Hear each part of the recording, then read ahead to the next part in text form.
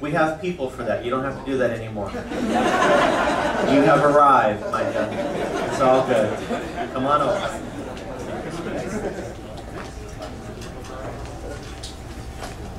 Doing okay? Yes. Feel good? Yes. Yeah? So you're working on an album?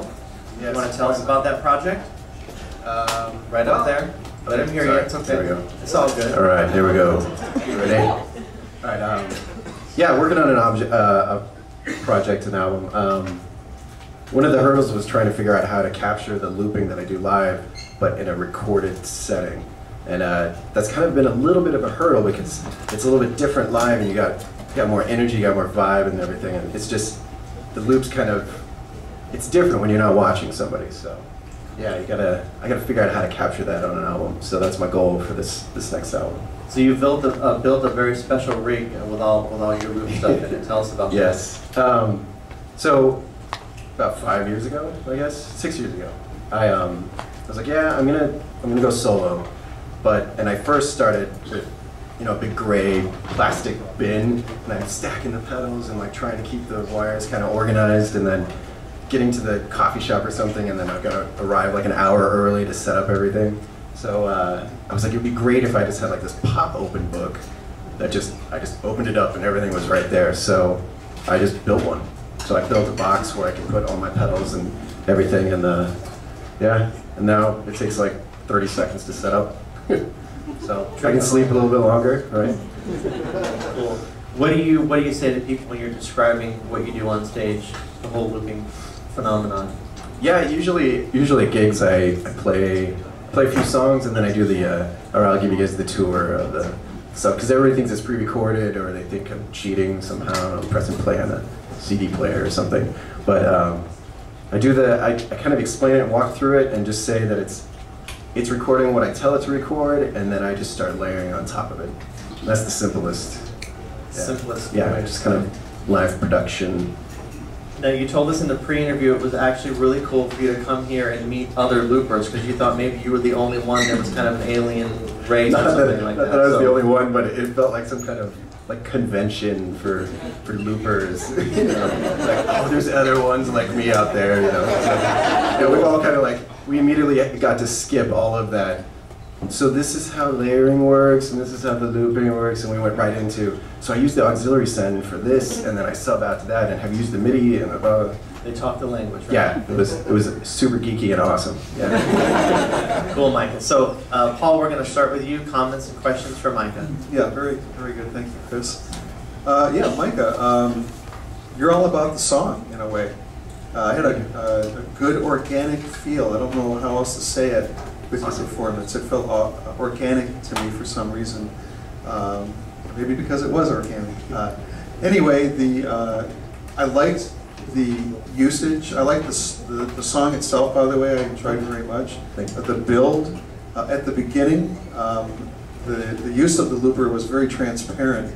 But then I understand what you were doing later. At first I thought, oh, it's almost too transparent, you know, what was going on at the beginning of the song. Maybe I would have added a little bit of the I don't know what you call it, the acoustic guitar percussion or whatever. There has to be a term for that. A little bit earlier, but you know, after I saw that you were doing it, it was okay.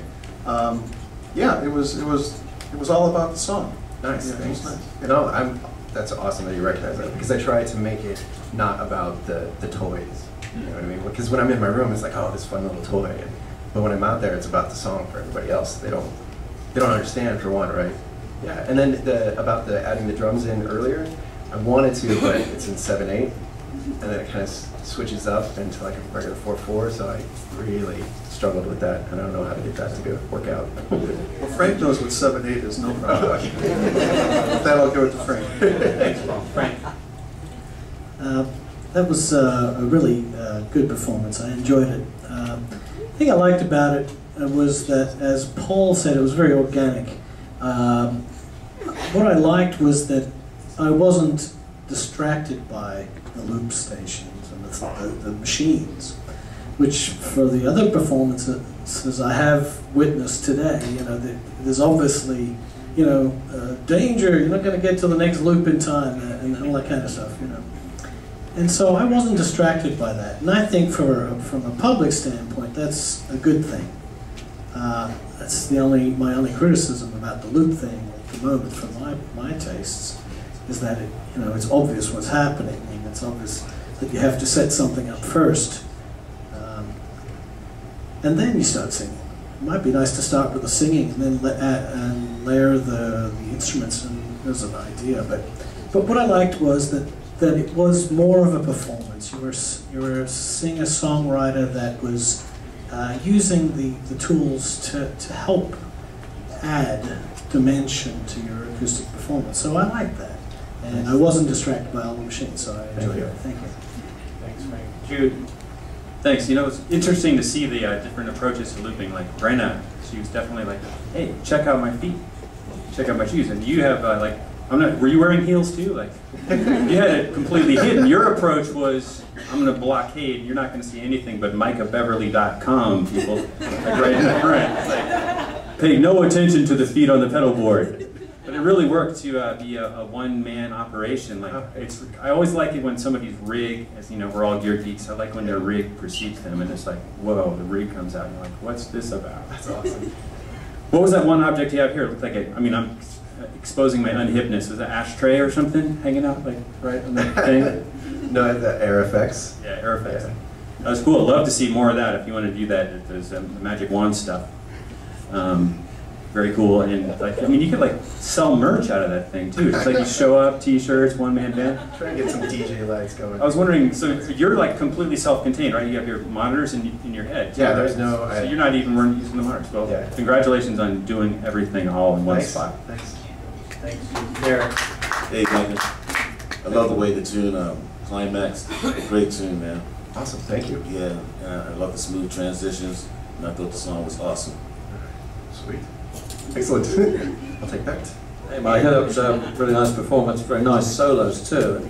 I like your phrasing, but you're really in the pocket. I was surprised at the sound. I mean, is that an acoustic guitar or what? Excellent.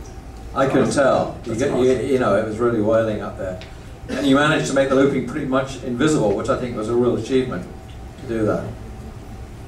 If that's what you want to do. Yes, this is exactly. I'm so excited. Well, thank you. Michael. Micah, like Andy, I love the guitar playing. Nice job on that. Thank you. I also love that you didn't distract us from the uniqueness of you.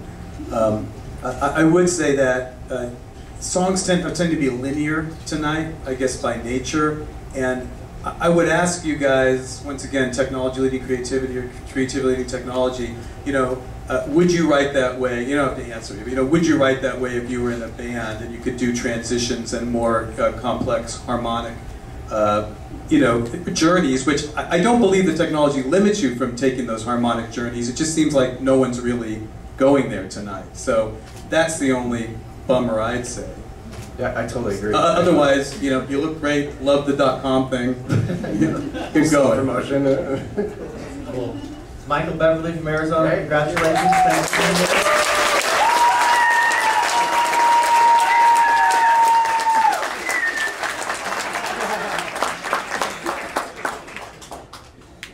here. So our next performer has brought